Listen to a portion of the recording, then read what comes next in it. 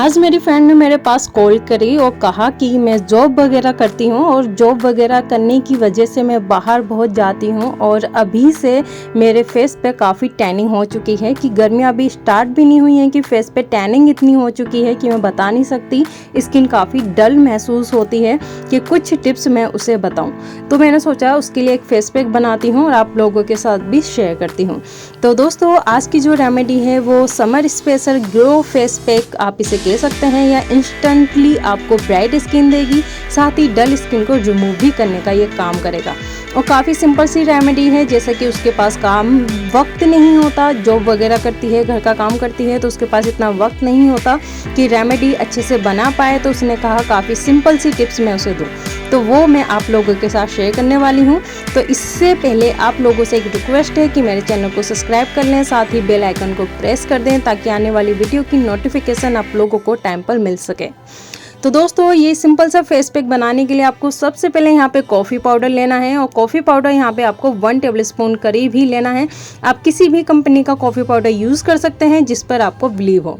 इसके बाद आपको यहाँ पे लेना है बेसन। बेसन भी आपको यहाँ पे 1 टेबलस्पून करीब ही लेना है, और बेसन की जगह पे आप यहाँ पे राइस पाउडर का भी इस्तेमाल कर सकते हैं। इसके बाद आपको योगर्ट लेना है 1 टेबलस्पून करीब, यहाँ पे आप योगर्ट ले रहे हैं। अगर योगर्ट इतना आपका फेस पैक रेडी नहीं होता तो आप इसमें और भी योगर्ट यानी दही का इस्तेमाल कर सकते हैं। इसके बाद आपको इन सब चीज़ों को अच्छे से मिक्स करना है। मिक्स करने के बाद आपकी रेमेडी बिल्कुल रेडी हो जाएगी। तो मैं इसे अच्छे से मिक्स कर लेती हूँ। इसमें कॉफ़ी पाउडर है और कॉफ़ी पाउडर से आप लोग अच्छे से वाकिफ़ हैं। कॉफ़ी आपकी स्किन टोन को निखारने का काम करती है और साथ ही आपकी डल स्किन को निखारती है, और समर सीज़न में यह आपकी स्किन के लिए काफ़ी अच्छी होती है, क्योंकि समर सीज़न में अगर आप अपनी स्किन को गोरा करना चाहते हैं, फेयर करना चाहते हैं, तो कॉफ़ी आपके लिए काफ़ी अच्छी मानी जाती है। इसके अलावा इसमें मैंने बेसन का इस्तेमाल करा है। बेसन आपकी डेड सेल्स को रिमूव करता है, स्किन को काफ़ी सॉफ्ट बनाता है, स्किन पे टैनिंग को रिमूव करता है, डल स्किन को हटाकर आपकी स्किन को काफ़ी अच्छा बनाने में मदद करता है।